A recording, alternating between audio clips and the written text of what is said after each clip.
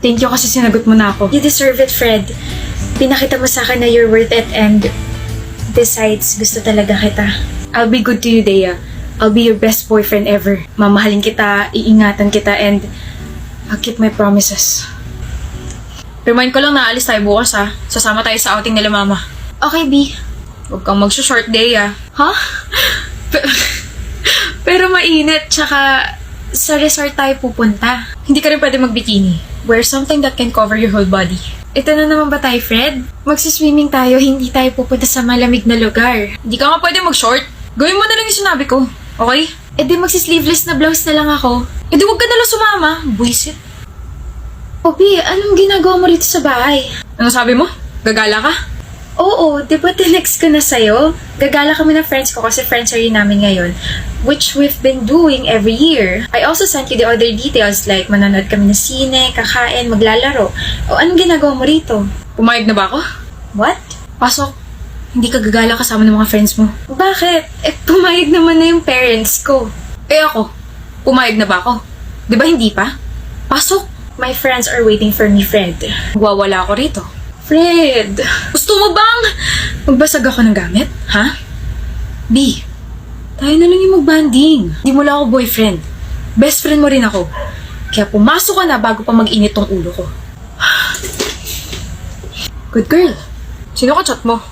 Groupmates, wait lang, Bea. Nag-uusap kasi kami tungkol sa thesis. Lalaki? Anong lalaki?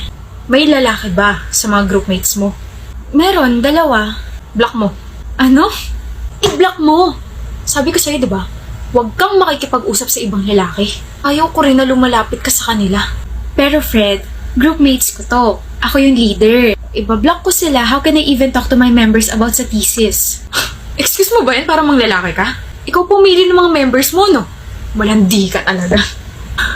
Yung prof namin yung pumili ng members. Ano ba? Ako o yung mga groupmates mo mga lalaki? Ano? Mamili ka! Pati to big issue sa'yo? Fred, nag-aaral lang naman ako. Deya! Ako o yung mga groupmates mo? Yung thesis ko. Sabi yung pumili ka eh. Yung groupmates ko. You're choosing them over your boyfriend for 2 years? Kailan mo lang naman nakilala yan ah? Kailan mo lang naman mga nakasama yan ah? Pinapapili mo ako, di ba? O yan, nakapili na ako. Ano? Mabibigyan mo ba ako ng grade kapag ikaw yung pinili ko? Gagraduate ba ako kapag ikaw yung pinili ko? Ikaw ba yung madidisappoint kapag hindi ko na itawid to? At higit sa lahat, ikaw ba yung nagpapaaral sa akin, ha? My gosh, Fred. Hindi pa ba sapat yung assurance na binibigay ko sa'yo simula nung maging tayo? Araw-araw, gabi-gabi, sinasabi ko sa'yo lahat. Binibigyan din naman kita ng access sa phone ko. Wala akong tinatago sa'yo, pero bakit ganyan ka sa akin? Kulang na lang pagbawalan mo na rin akong kitain yung mga magulang ko tsaka yung mga relatives ko eh. Okay.